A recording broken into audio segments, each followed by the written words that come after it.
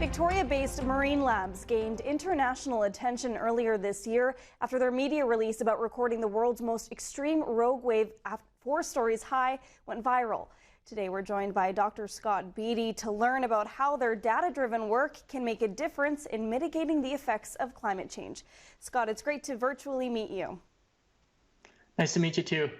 So why don't we start with a brief description of what MarineLabs is all about?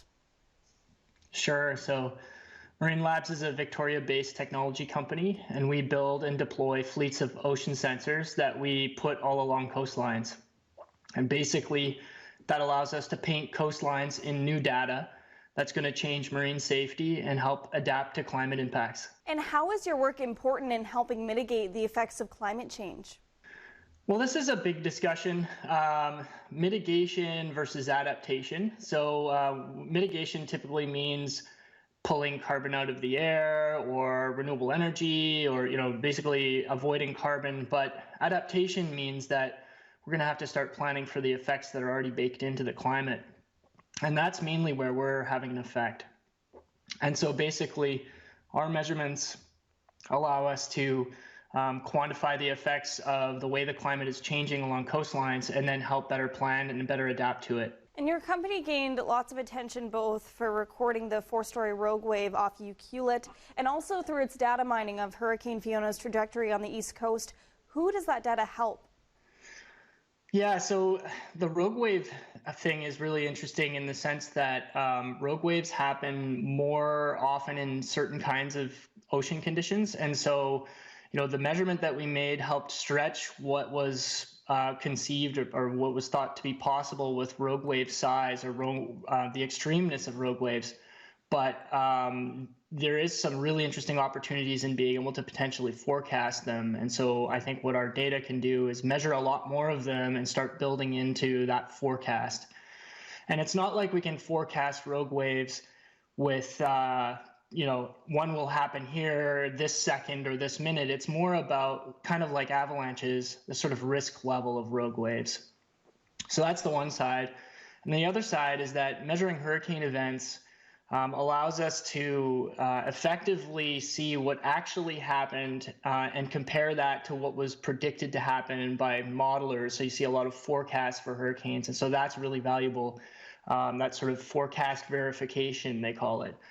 But even sort of in a bigger sense or in a wider sense, just having more data along coastlines to capture what the new statistics are, because the climate is changing and these statistics are changing. So what we need is to be able to know what they are. And so that's really the wider impact of what we're doing. And you also work with a First Nation in CHEK. Can you tell us about that partnership and what you hope to achieve?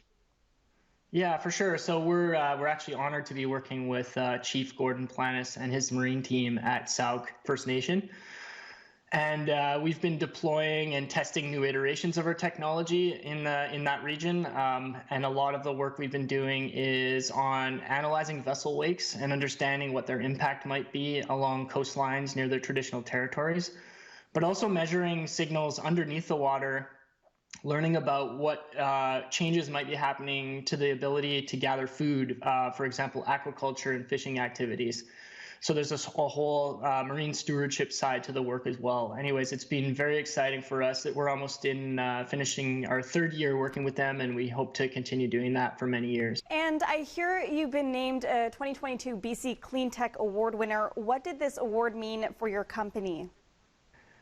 So we were a finalist for that award through Foresight Clean Tech Accelerator, and it's been great to be working with Foresight. They've been a real support and helping a lot in different areas.